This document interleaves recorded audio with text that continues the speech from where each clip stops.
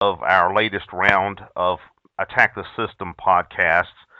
From here on out, we're actually going to be doing this program directly from the attackthesystem.com website.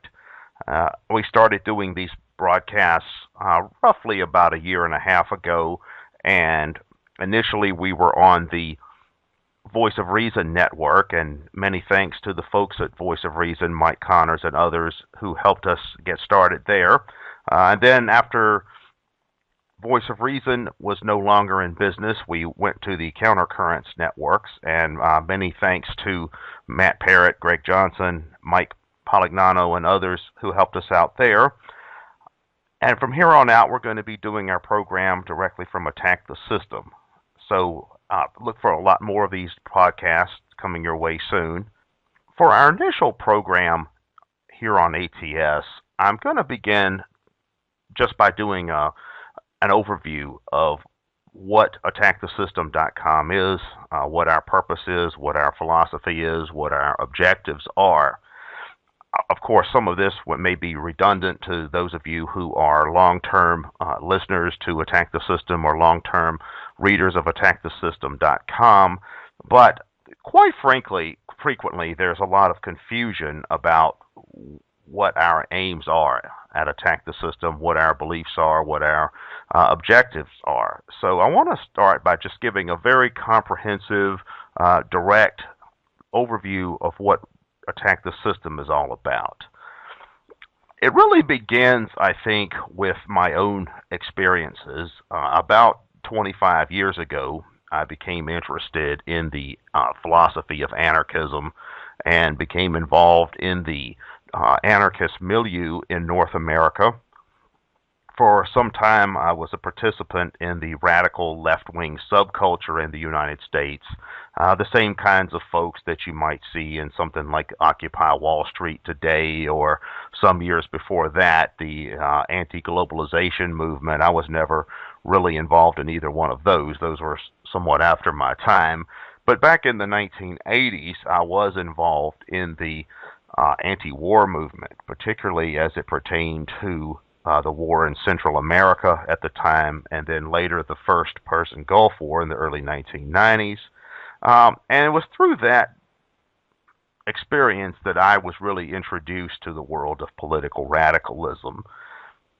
For me, then as now, the primary issue is, and always has been, opposition to the American empire. And this really started back during my days as an anti-war activist, where I came to realize that the only way to put an end to American aggression against all of these other countries, back in those days it was Guatemala, Nicaragua, El Salvador, number of others.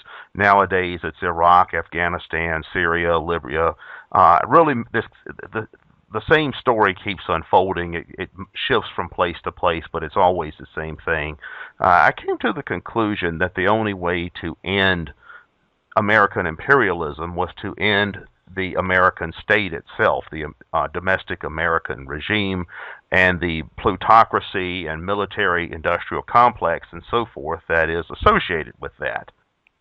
So I started looking for ideas about how to go about doing that, and back then most of the radical movement in the United States was dominated by Marxists. You had the old guard Trotskyites and old leftists of different types, and then you also had the liberation theology people associated with some of the more left-wing churches.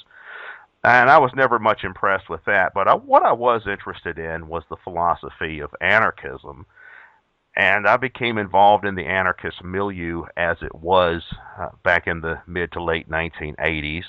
And for those of you who are younger or who don't remember what the anarchist milieu was like back then, let me just begin by explaining a little bit about what I experienced during my early days as an anarchist. Right from the start, I noticed that the anarchist scene in North America was very, very limited in terms of what it could actually achieve. And the reason for that was I noticed that most anarchists were obsessed with one of two things: either the most extreme form of left-wing social politics, what we today call political correctness. That we didn't really call it that back then, but it's the same basic set of ideas where everything is about identifying the straight white male or white male Christians or whatever as the enemy. Either that kind of thinking, this kind of weatherman influenced ideology, with the weatherman, of course, being a radical Marxist group from the 1960s.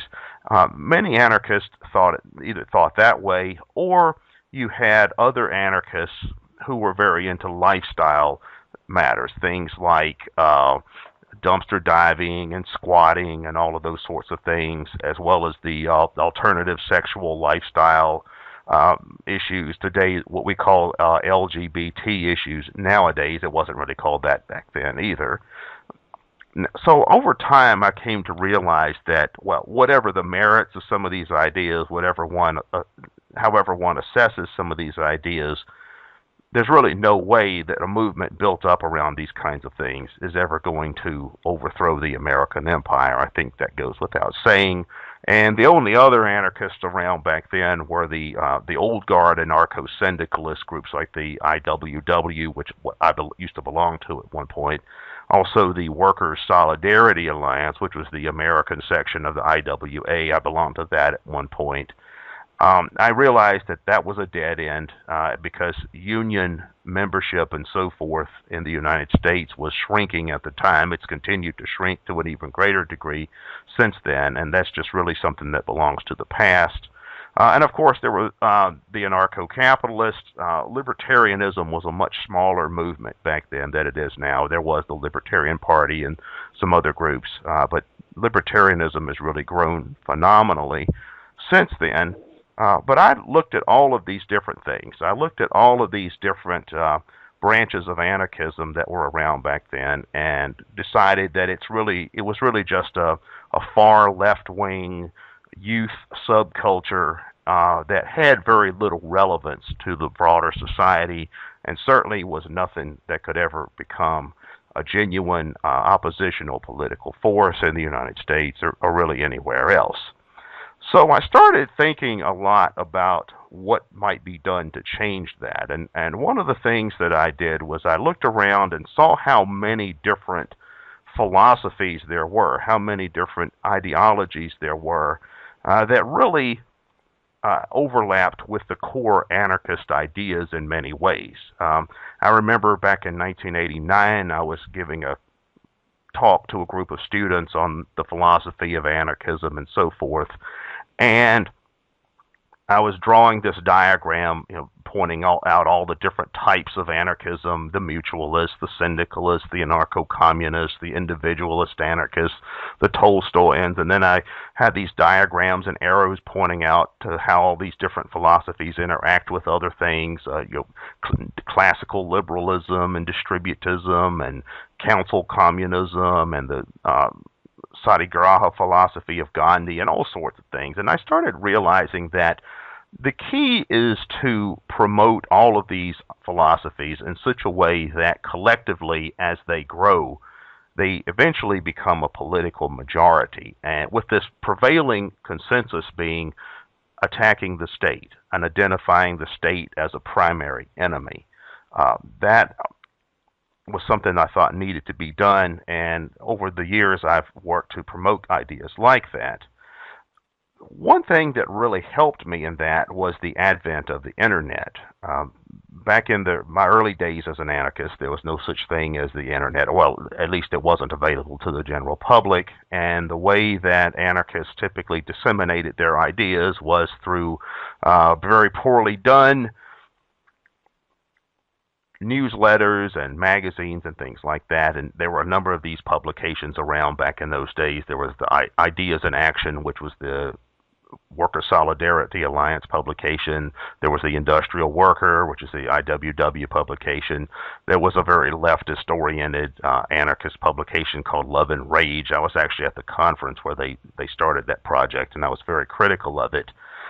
And then there was the Fifth Estate, which had a primitivist orientation. This was in the days when anarcho-primitivism was really starting to grow as a movement. And then there was Anarchy, a journal of Desire Armed, which came out of St. Louis. They were very controversial in part because, at least at the time, they tended to have a sympathetic view of things like pedophilia, and they were widely criticized for that.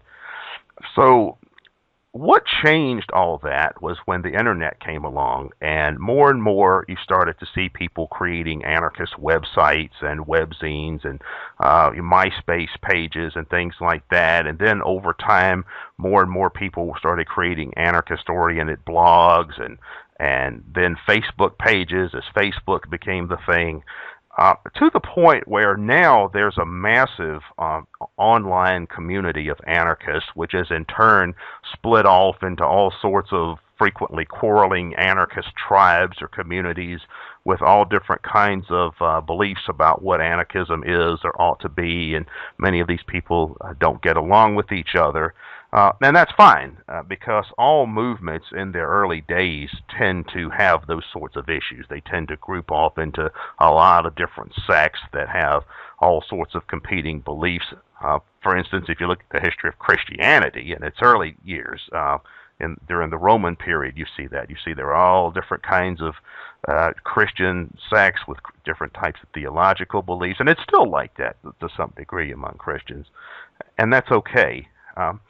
So around the year 2001, which is at the very beginning of the George Bush era, I founded a website called attackthesystem.com, and in its early years, Attack the System was a very, very, very amateurish website. It looked like something that a high school kid had designed, and in fact it was. A friend of mine's younger brother, who was still in high school at the time, actually designed the first version of Attack the System. And it was a very amateurishly done site, but I used it as a means of disseminating what I thought were some of the changes and some of the new ideas that needed to be introduced into the anarchist milieu. And over time, I came to develop an idea that I call Anarcho Pluralism. And what Anarcho Pluralism is essentially a continuation of some older ideas that you find in historic anarchist circles. Let's not forget that the classical anarchist movement of the 19th and early 20th century was the premier revolutionary movement in the Western world.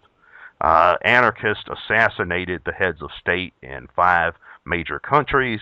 They also carried out a lot of other assassinations of prominent plutocrats and politicians and state functionaries. Now, I'm not advocating that. I'm certainly not advising anyone listening to this to go off and do something like that by any means. But I bring all that up just to point out that anarchism was a large and it was a serious revolutionary movement in the Western world, and also among the early anti-colonial and anti-imperialist struggles in what we now call the Third World, that is, the nations that had been colonized by the European powers. So anarchism was a very large and influential movement at one time, and it wasn't just a youth subculture like it is today. It was a serious political revolutionary movement. And that's, to a large degree, is what Attack the System is about. It's about making anarchism into what it once was, only better.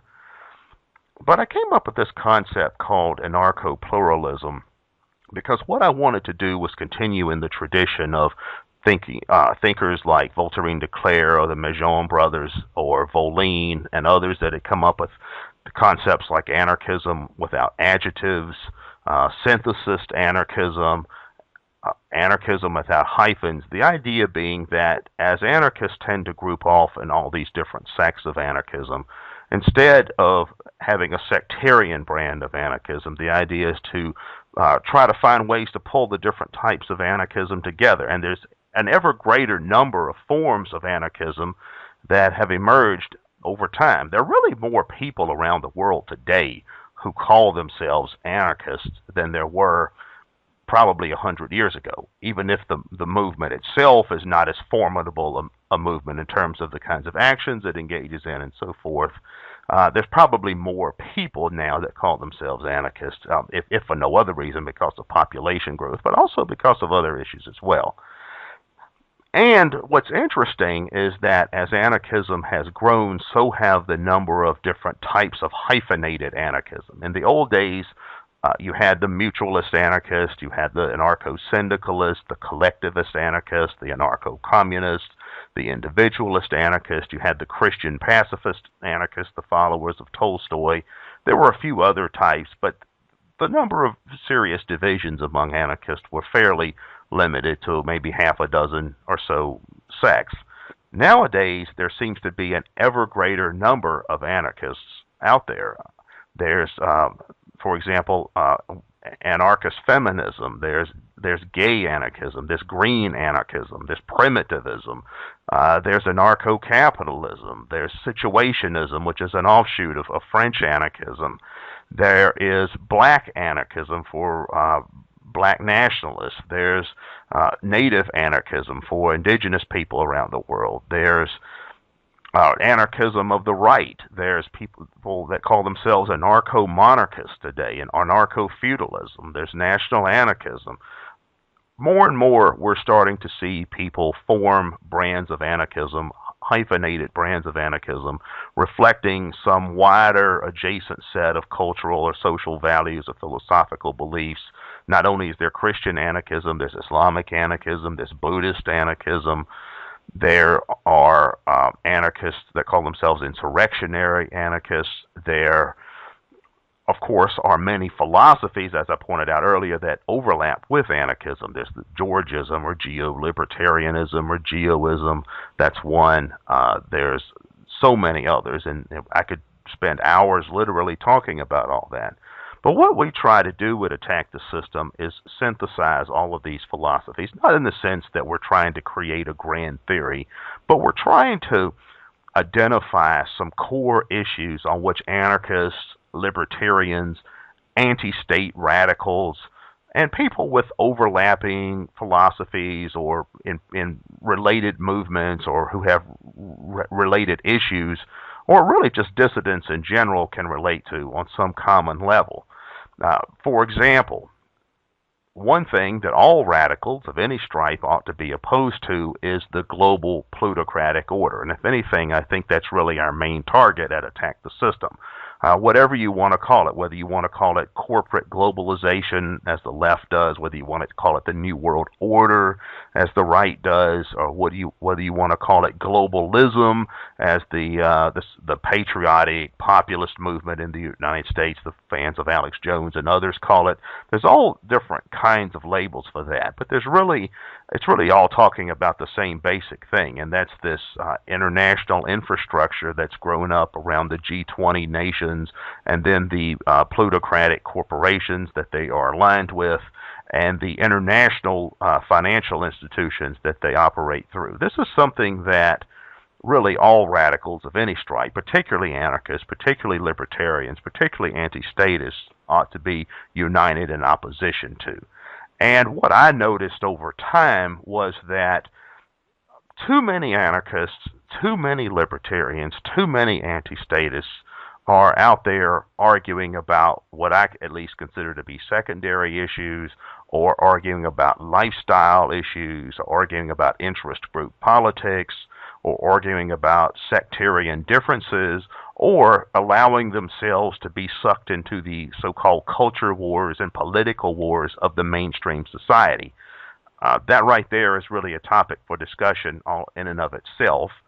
But in our mainstream society in the United States, and probably the most of our readers, most of our listeners are Americans, and we want to grow beyond that, of course. But as it stands, the majority of our listeners and readers are Americans. But in the United States, we have these things going on called the culture wars, and they've been given other labels, where we have these battles between the liberals, the conservatives, the Democrats, the Republicans, the counterculture, the religious right, the cultural conservatives, the far left.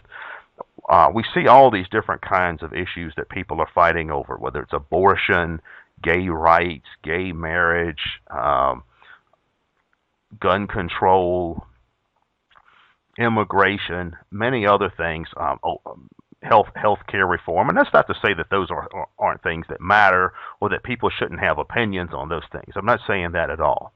But I'm saying that it's a mistake for anarchists and others with similar beliefs to get too wrapped up in those kinds of issues, because in many ways that's just playing into the system's hands, because the system likes to see those kinds of divisions. The system likes to see people out there fighting about gay marriage or fighting about gun control or fighting about abortion or fighting about immigration, because that deflects attention from the system itself. Now, there are some people on the left who recognize this in a limited way. For instance, Kevin Carson, he's an amateur economist. He writes for Center for a Stateless Society. He's an economist that has influenced my own thinking in many ways, and in fact, many of the economic aspects of the whole attack the system ideology or the American Revolutionary Vanguard ideology are in many ways influenced by Carson and some of his economic theories. And I wrote a blurb for one of Carson's books some years ago where I said that he's really the Proudhon of our time, and he is. He's someone who has taken some of the basic ideas that you find in classical anarchist economics and modernized them in such a way and applied the critique in such a way as to make them relevant to a type of corporate, plutocratic, statocratic society of the kind we have in 21st century societies. But Carson published an article a while back on the concept of intersectionality. And intersectionality is an idea, a term that leftists use where they argue that different forms of what they consider to be oppression are in various ways interconnected with one another. And Carson in this piece was talking about how racism and sexism and homophobia and transphobia and that kind of thing are issues that are used to divide people by the system in order to prevent the growth of solidarity against the state or against the plutocratic elites themselves. And I actually agree with that. But where I think the left's analysis of those kinds of questions goes wrong is that the left in many ways does not recognize that it's a two-way street. There are a lot of people on the left who, if you talk to them in person or read their commentary, they also have a very, what might be called bigoted or a narrow-minded or prejudicial attitude towards outgroups of their own. For example, people from the South, towards Christians, towards white males, towards any number of other people. And I think that that in of itself is a form of divisiveness that also prevents there from being a unified resistance to the overarching plutocratic and overarching statist and overarching imperialist order. So that's one of the things that we've tried to address here at Attack the System, is we've tried to rise above these kinds of conflicts. For instance, many people on the left hold to the standard race, class, gender analysis that academic leftists hold to. And while that point of view has its place, it's a point of view that deserves to be heard. But what we've argued is let's bring some other voices into the conversation. Let's hear what, for example, the European New Right has to say. Let's hear what the Austro-libertarians have to say. Let's hear what the paleo-conservatives have to say. Let's hear what some of the early critics of democracy had to say. Let's look at a lot of other things, the elite theorists, and see what kind of understanding we can get from how society actually works from some of that and what some alternatives might be.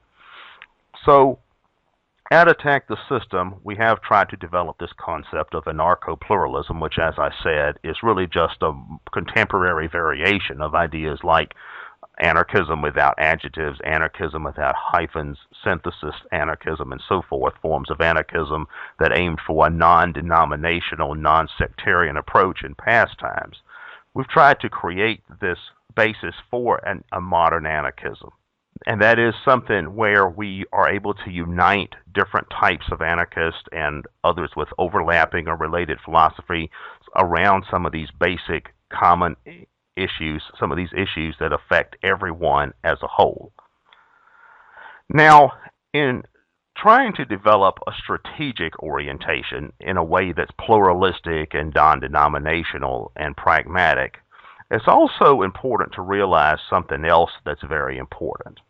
And that is that most people are not anarchists by instinct. Most people are not simply born to be anarchists. I think it was Emma Goldman who said that anarchists are born and not made. And a while back, I was interviewing Dr. Sean Gabb of the Libertarian Alliance on one of the programs I did on the Voice of Reason network.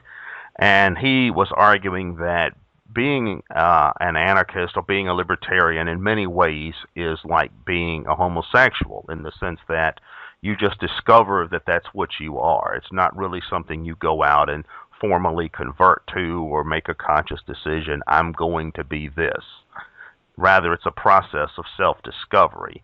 And I think that that's true in many ways. I think some people are just born to be anarchists because they have a certain psychological makeup. They perhaps have a certain genetic makeup. They have perhaps early life experiences that motivate them to be drawn to the anarchist position. It would be interesting to do some psychological studies on that and see what we could find, but that does seem to be the case, whatever the reason for it.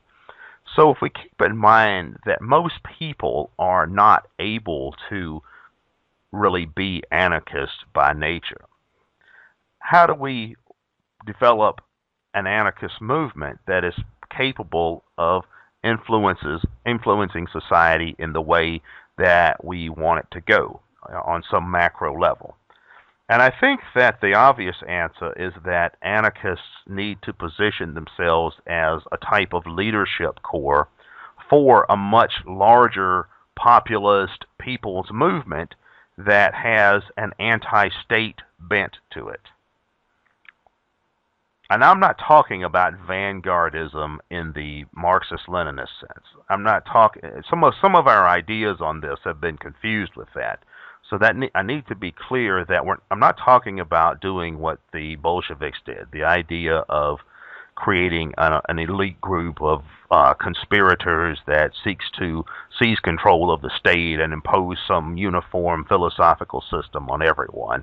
I'm not talking about that at all. I'm talking about something that's polar opposite of that, and that is creating a cultural elite, an intellectual elite, a political elite, an activist elite of anarchists that will be a type of militant force that's able to assume leadership of a much larger anti-state populist movement and move it in the direction towards anarchism.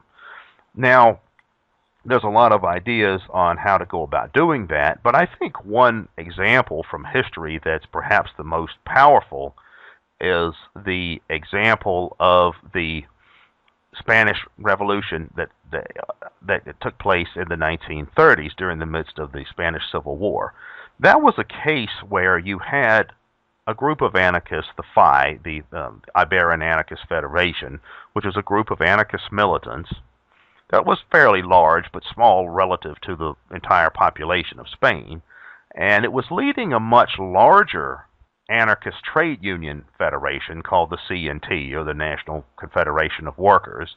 Quite a few members of the Spanish CNT were just ordinary workers who joined the CNT simply because it was the nearest labor union, not necessarily because they were hardcore anarchist militants. But what the FI, the Iberian Anarchist Federation, was able to do was create for themselves as a leadership corps for this much larger confederation of Spanish workers, which included about 3 million workers. And then when the Civil War came, the anarchists were in turn able to organize an even larger militia confederation that was included an ever greater number of people and an ever wider diversity of philosophies and ideologies. And that, to some degree, is what we're trying to do at American Revolutionary Vanguard to attack the system. And that is, we are trying to essentially create an anarchist elite, a core of anarchist militants that will be the leadership group for a much larger anti-state populism. Now, that doesn't mean we advocate using the same approach that the Spanish anarchists did in every way. Far from it. Instead, we need to develop a type of anarchism that is relevant to 21st century America, and that means we need to go out and identify those political groups, those demographic groups, those political interest groups, those issues, those movements, and so forth, that are in and of themselves under attack by the state, irrespective of their philosophical stance in various ways.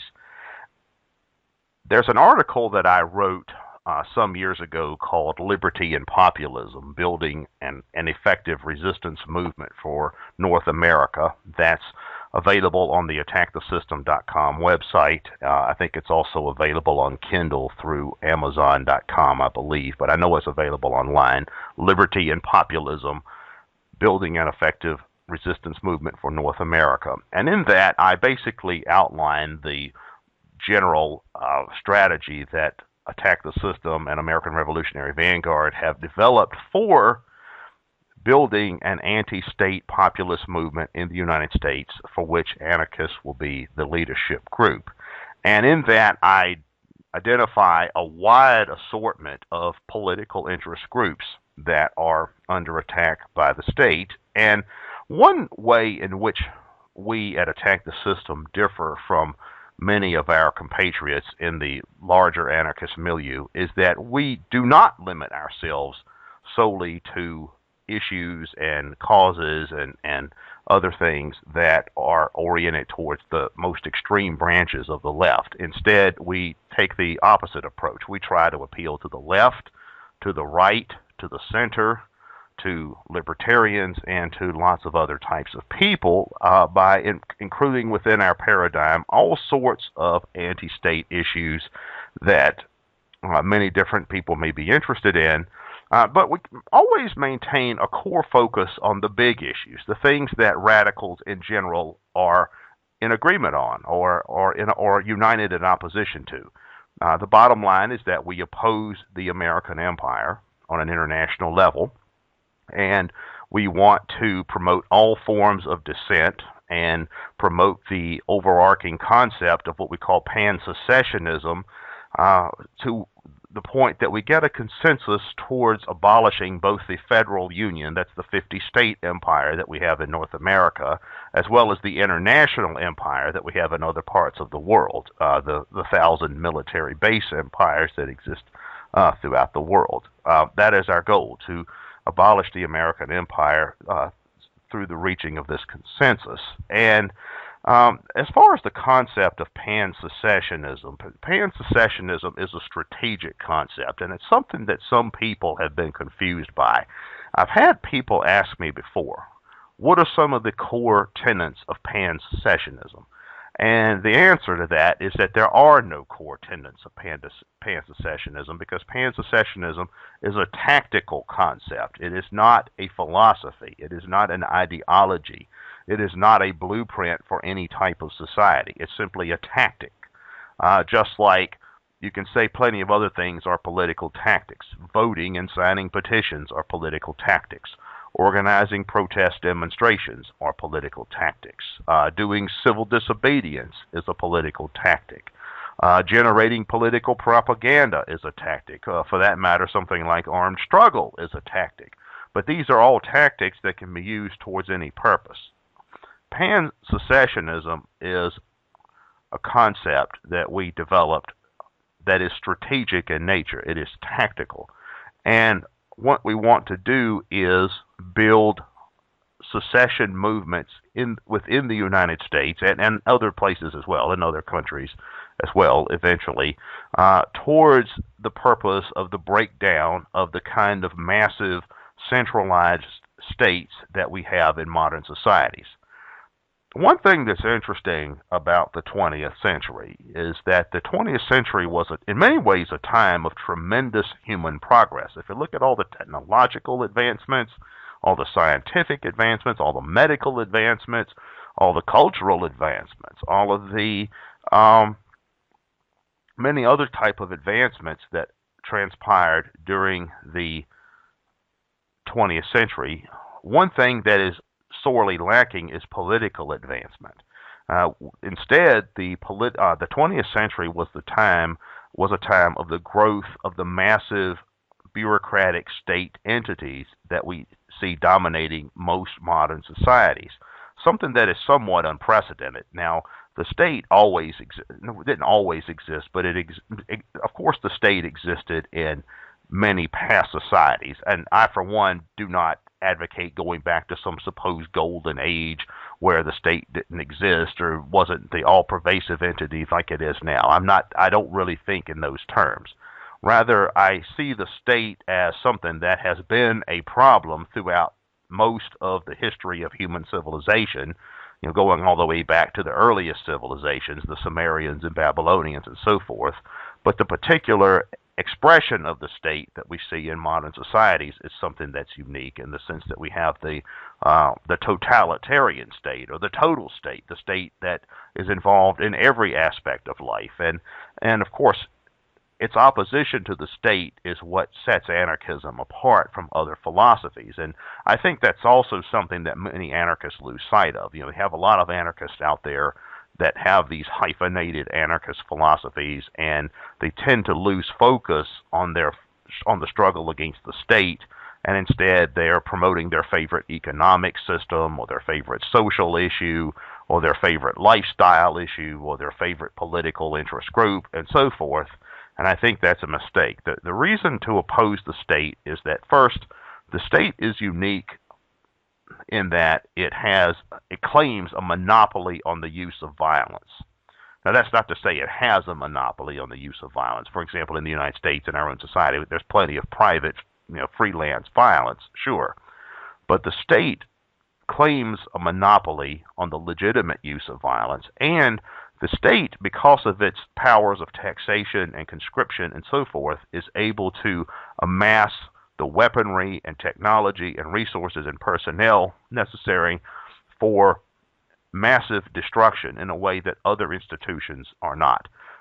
For instance, whatever you think of businesses, of labor unions, of churches, of communities, of neighborhood organizations, of families, of civic organizations, of the Cub Scouts, or whatever you think of any of those institutions, they are not able to engage in the type of mass destruction that the state is able to engage in. And the reason for that is the state has a monopoly on violence. The state can use violence to confiscate and collect resources through taxation and many other methods, and the state can enslave personnel through military conscription, and it's through that method that the state becomes as destructive as it is. Now, fortunately, it's also the case that the state is breaking down around the world. Martin van Crevel is a major influence on my own thinking, and he is a Dutch-Israeli military theorist who argues that the state is in the process of breaking down, and largely because of the advent of nuclear weapons, because the kind of total wars that states used to grow to their present level have become cost prohibitive, because even states themselves now recognize that it's not in their interest to engage in total war when nuclear weapons have the potential to be introduced. It's also the case that the massive welfare states that grew up out of the 20th century have become cost prohibitive. Virtually every society organized on that model is suffering from severe fiscal problems, and many countries are now starting to essentially go bankrupt now. We've seen Greece, for example, is one country that's in the worst condition. The United States is in horrible condition economically, and there's a lot of other societies that are following suit. Also, it's the case that the state just really can't inspire popular loyalty in the way that it once did. For example, the last time the United States engaged in a total war was World War II. After the Vietnam War and the debacle that became, most Americans simply will not accept war if there's a substantial number of casualties on their own side, and B, it involves involuntary military service through the draft. Notice that since the Vietnam War, there has never been a draft, not in 40 years, in spite of all the wars that have taken place since then. And the wars themselves have been wars with comparatively limited number of casualties by the standards of past wars. For example, there were 54,000 American deaths in the Vietnam War. There have not been nearly that many in either the wars in Iraq or Afghanistan. So the Americans generally will not, and citizens of other modern societies even less so, I think, European and societies in Japan and others, will even less so will accept war if it involves any significant sacrifice on their own side. So the state is breaking down, and the question is what will follow the massive state institutions that have dominated political life for the past couple of centuries. With this concept of pan-secessionism, we have a means by which anarchists can not only unite among themselves, that is, they can put aside, that's not to say abandon their ideas, but it provides forum. Pan-secessionism provides a forum through which anarchists of all different types, syndicalists, mutualists, anarcho-communists, left anarchists, national anarchists, black nationalist anarchists, primitivists, anarcho-capitalists, can put aside their many, many differences and work towards some common goals, like state abolitionism, like anti-imperialism, like resistance to the massive police state that is taking over American society and many other societies. Pan-secessionism is a tactic for unification for all these different and disparate factions. Pan-secessionism also allows us to bridge the gap between pro-state radicals and anti-state radicals. And what I mean by that is there was an interesting article that was published on the attackthesystem.com site, and it was written by a fellow who writes under the name Dan Kanukistan. He's one of our colleagues and associates, but he's not personally an anarchist. But he is very interested in anarchist concepts like decentralization. And he talks about how in many ways we should avoid a type of anarchist fundamentalism where we say that the idea is to simply abolish anything, anywhere that remotely resembles a government or resembles a state. For example, in some communities, let's say you have a public transportation system that people are happy with, people are satisfied with.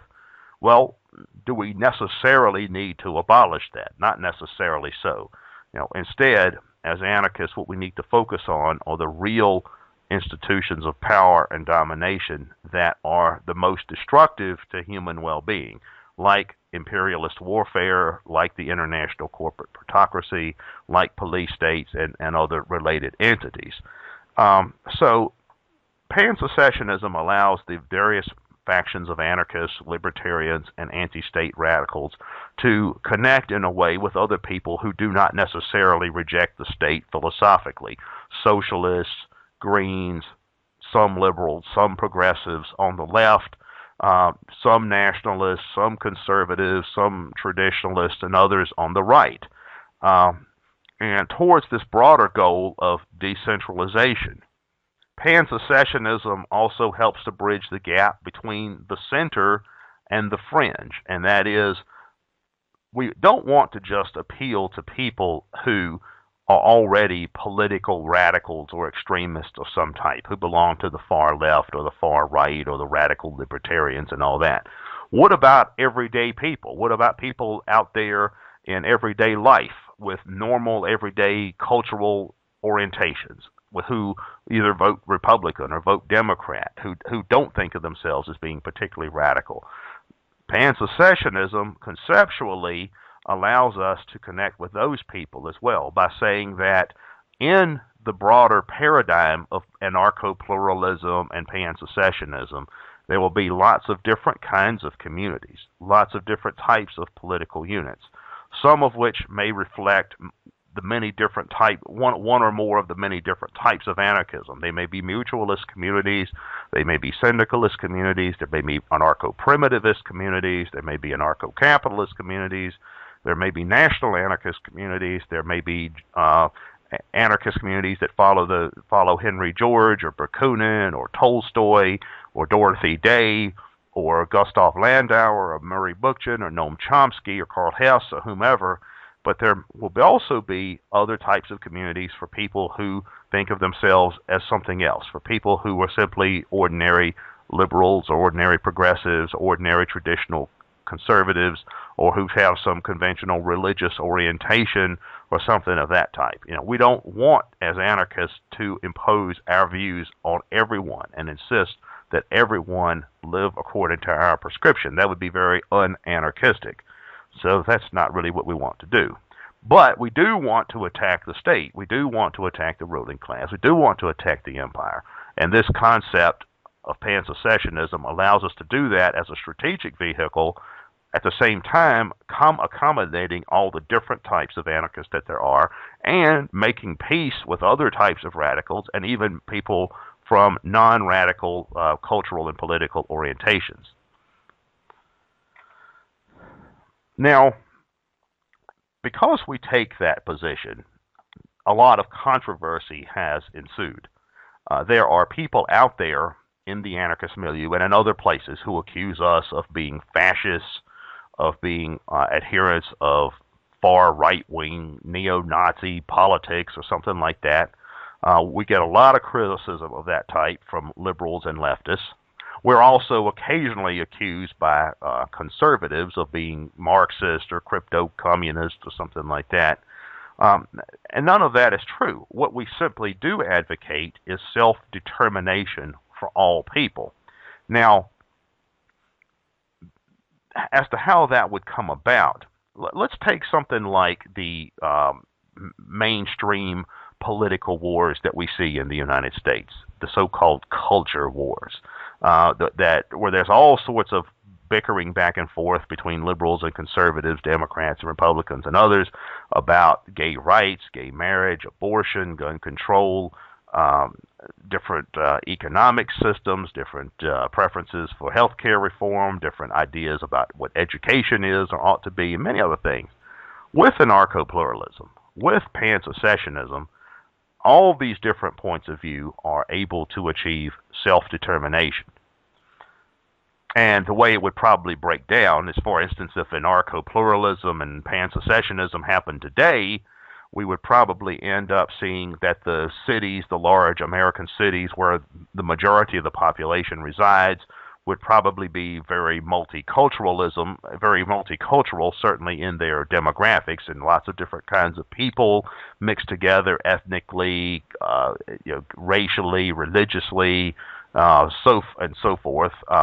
Also, their politics would probably be, fairly liberal, certainly tolerant of gay people and things like that.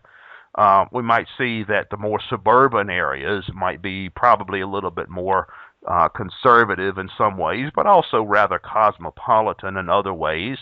And then the more rural areas, the smaller towns, might be more culturally homogenous, maybe more conservative. At the same time, they may be more libertarian on some issues, for example, things like guns or homeschools and other anti-state issues or civil liberties issues that are of interest to people on the right. So with anarcho-pluralism, all of these different types of people can achieve self-determination. And the same thing is true with racial and ethnic groups. We see, for example, that something like 58% of the African-American population resides in the large cities. So if the large cities became autonomous city-states, many of them would be de facto black-dominated communities. The Native American communities would revert to an orientation towards Native American self-rule, autonomy, and culture. Border areas along the Southwest and other places where there's a lot of Hispanic folks would probably take on a more Hispanic flavor and orientation.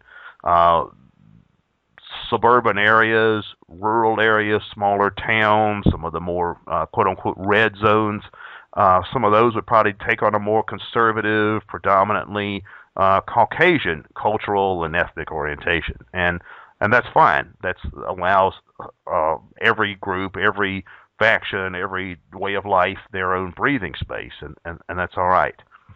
So this is the polar opposite of the kinds of totalitarian systems that fascists, that Nazis, that communists, and others of that type want to impose. What those kinds of movements want to do is impose ideological and cultural uniformity on everyone, and that is not what we want to do, not by any means. Now, because much of our strategic paradigm and much of our political critique is oriented towards American politics, we have at times been accused of being too America-centric, or even being American exceptionalist, which is ironic considering that the kind of jingoist crowd would consider us to be un-American or anti-Americans. But people have asked me, well, what about other parts of the world? How does pan-secessionism, how do anarcho pluralism apply to those areas? And the answer is that there's really no difference. For example, pan-secessionism was a concept that we developed for dismantling the American empire, both the domestic 50-state empire and the international 1,000 military base empire, and dissolving that empire into a collection of decentralized communities based on this principle of autonomy for all and self-determination for all. Where all the different types of anarchists, libertarians, anti-statists, as well as other belief systems, and radicals, as well as people with more conventional cultural or political norms, can coexist peacefully. But the same paradigm could also be applied to Europe, for example. We could have a pan-secessionist movement in Europe that was also led by hardcore anarchist militants committed to a pluralistic anarchist position, or a synthesist anarchist position, or an anarchism without hyphens, that first of all defended the sovereignty of the individual European states against the European Union, and advocated within those states the decentralization to regions and localities and towns and villages and so forth, in England and France and Spain and Germany and Italy and the Czech Republic and Sweden and wherever else. And we could apply that same principle to our neighbors to the south in Mexico, in Chiapas in southern Mexico. There's this independence movement they're commonly called the Zapatistas, but they fit right into our paradigm as well, as do resistance movements in Latin America that are resisting being incorporated into the American economic imperialism through the free trade area of the Americas, through NAFTAs, as well as through just traditional gunboat diplomacy. Among this paradigm fits with what are often called indigenous people or native peoples throughout the world, throughout Asia, throughout Africa, throughout Latin America, and throughout other places. One movement that's been in the news lately is the Chechnyans. The pan-secessionist concept applies just as much to the Chechnyans as it does to, say, Native Americans in the United States or Palestinians in the Middle East. So, again, this is a concept that could be used in many different parts of the world towards the achievement of similar goals. Even in China. China is a somewhat more stable regime than what we see in the United States, perhaps on some levels, and perhaps not in other ways.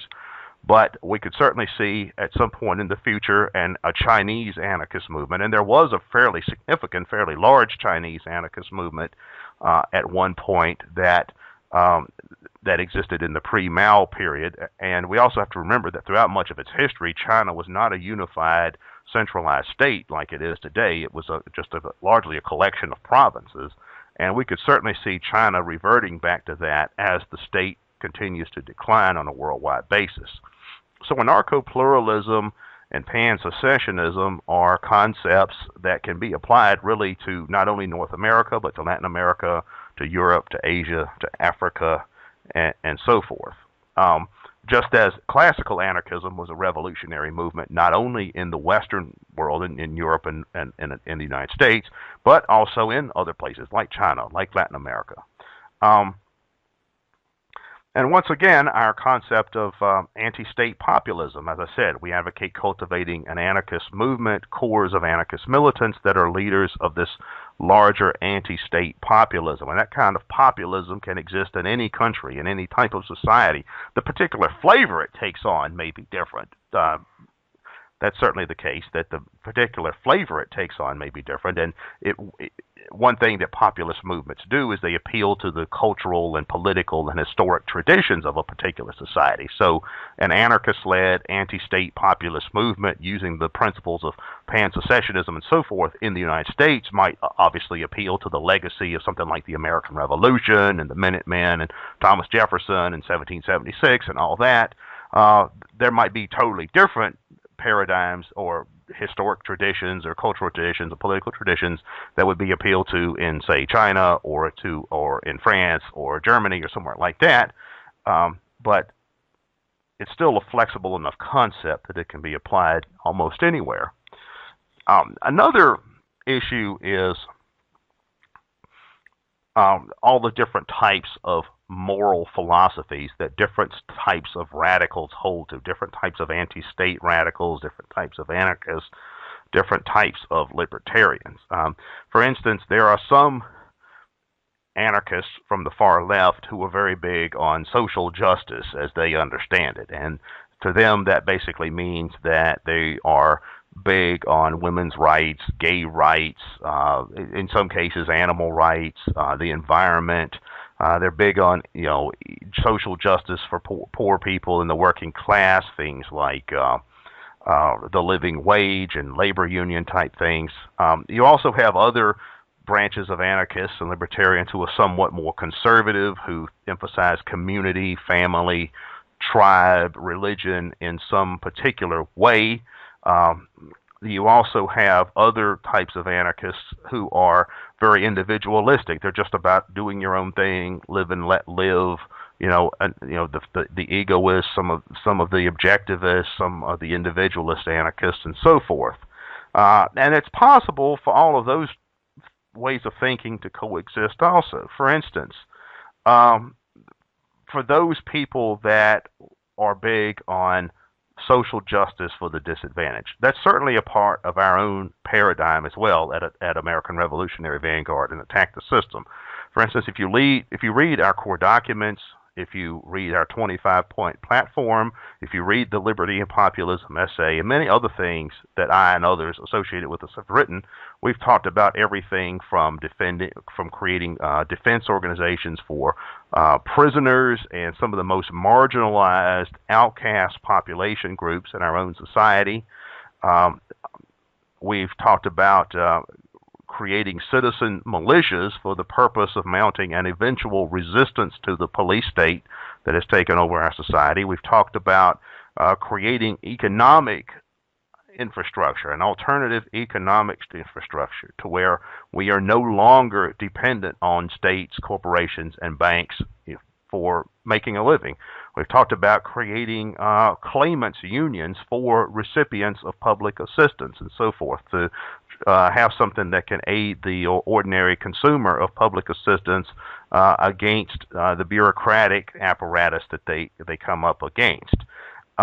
We've talked about creating unions for students. I mean, let's face it, a lot of students, particularly in the high schools, are treated like crap these days. So we really desperately need a student resistance movement in many ways. I've also written myself about embracing a lot of marginal populations as part of our paradigm, including those that the left frequently ignores. One of the hallmarks of the left is supposed to be that they are the champions of the disadvantaged and downtrodden and outgroups, but there's a lot of outgroups out there that the left really ignores. We are, for example, very militant opponents of things like the war on drugs. We have advocated creating legal advocacy organizations and defense organizations for what are commonly called sex workers, prostitutes, and other sex workers. We have advocated outreach even to gangs and other overtly lumpen proletarian organizations and communities.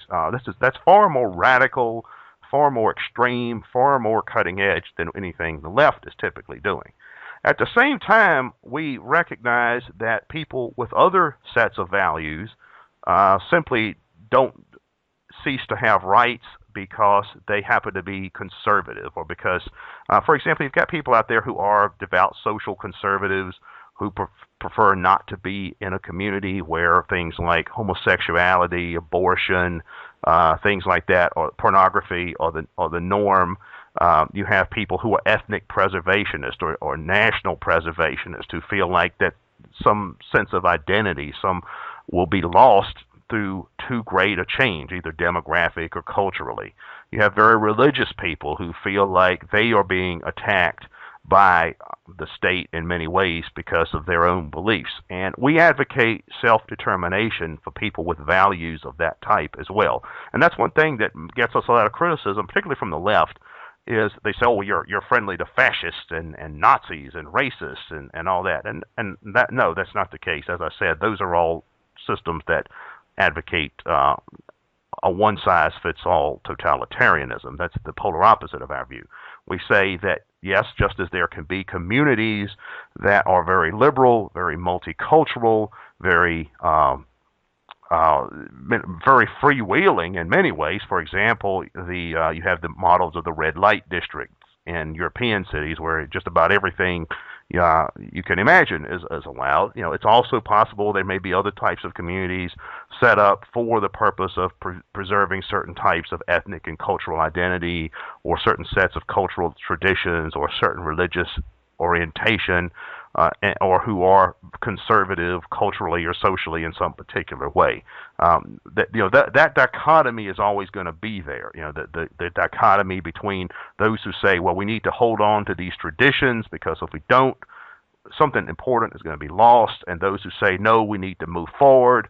These traditions or these older ways of life are oppressing us, or holding us back, or making us a backward society. That dichotomy is always going to be there in a lot of different ways. And I think in some ways both points of view may be necessary, because both points of view seem to be a big part of what we actually are as human beings, as members of society. So our position, Anarcho Pluralism, pan-secessionism, advocates self-determination for everyone. Now, in terms of our vision of the future, let's look ahead, say, to the year 2100, the end of this century, the end of the 21st century. The trends indicate that, as I said earlier, the state is breaking down, that the massive centralized states that came about in the 19th and 20th century are starting to fall apart, and that process seems to be reversing itself. Now, that's in the early stages now. We don't really know how it's all going to play out. But there are many futurists, many trends researchers, many demographic analysts, many military theorists who argue that by the end of the 21st century, we will have a society where the state, the modern state, we will have civilizations where the state, as we came to understand it in the 20th century, has essentially retreated. For example, it's quite possible that in the North America of the year 2100, or the Europe of the year 2100, or Asian societies in the year 2100, or African or Middle Eastern societies in the year 2100, there will be not so much massive nation states, much less any kind of global hegemony, but there will be some institutions more like city-states, more like something where instead of massive national armies like we have now, we have localized and regionalized militias and private defense forces, where many of the services and functions provided by the state at present, like schools, healthcare, education, social welfare, and so forth, have been taken over by non-state organizations. Where individual loyalties are not necessarily towards individual nations or individual states, but something that's smaller or more localized or more privatized. There's a lot of data and a lot of research from a lot of different corners that shows that we're headed towards a world of that type. All right.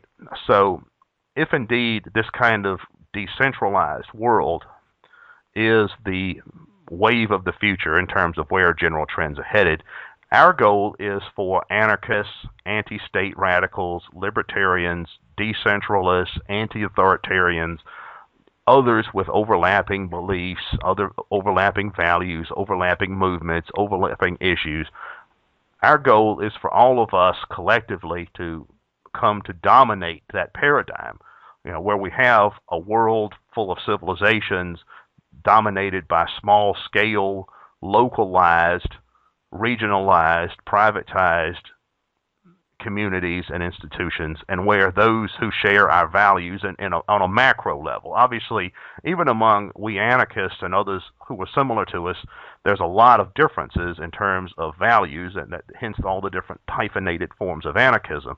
But on a macro level, what we want is for these future civilizations to be dominated writ large by those who share our values. And in turn, that will provide the means for self-determination for all sorts of other people. For example, indigenous people from all over the world, traditional communities, some of which go back thousands of years, as well as people who are afraid that something will be lost due to the rapid cultural and technological and demographic changes that are happening.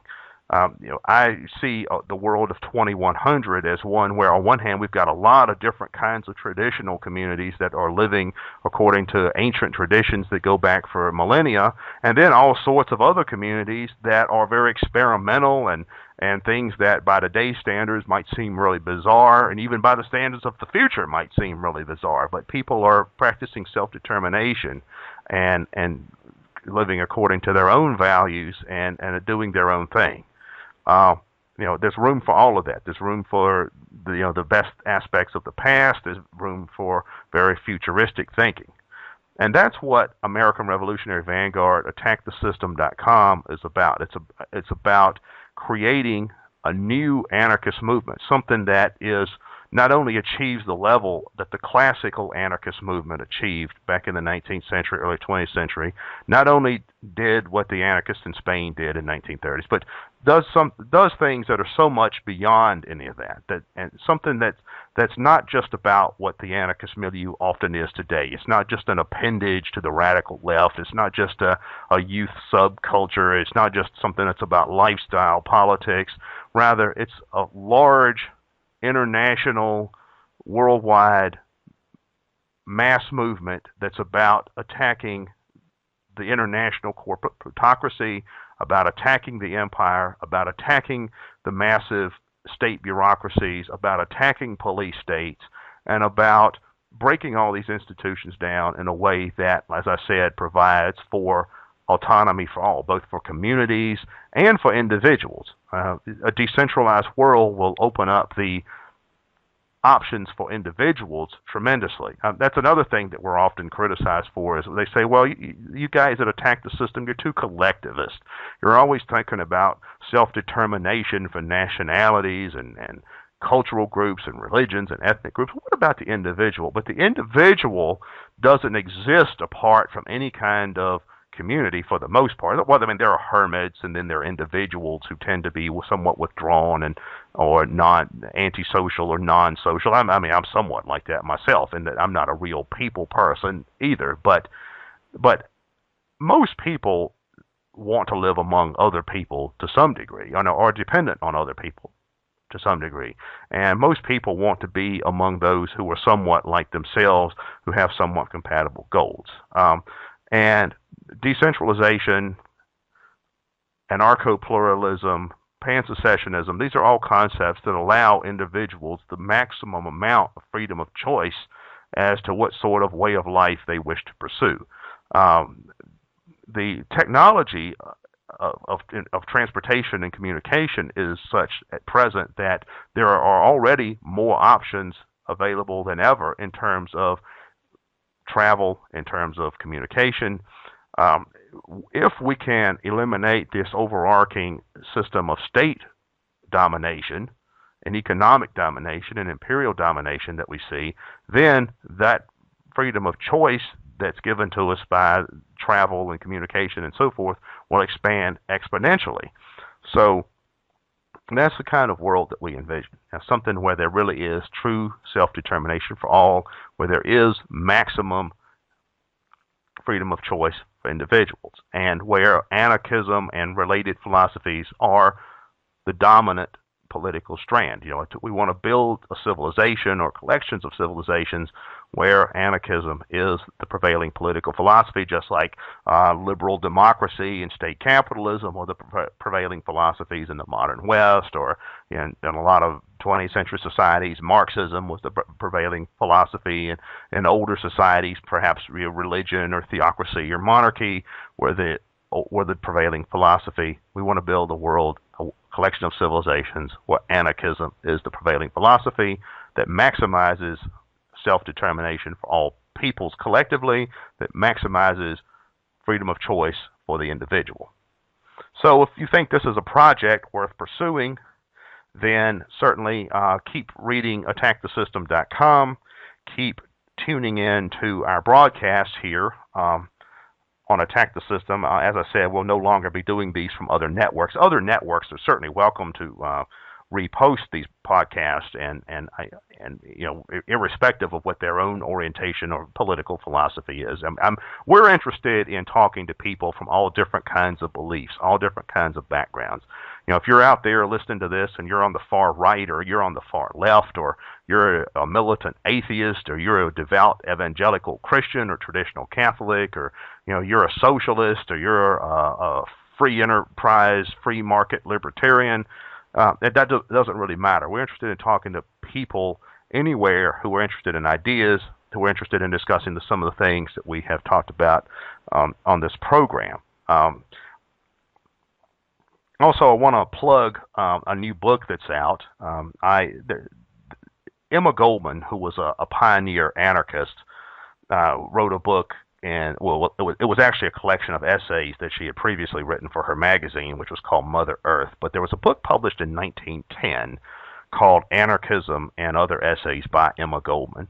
And Emma was really one of the pioneer figures in the classical anarchist movement. She probably did more to popularize the concept of anarchism than just about anyone.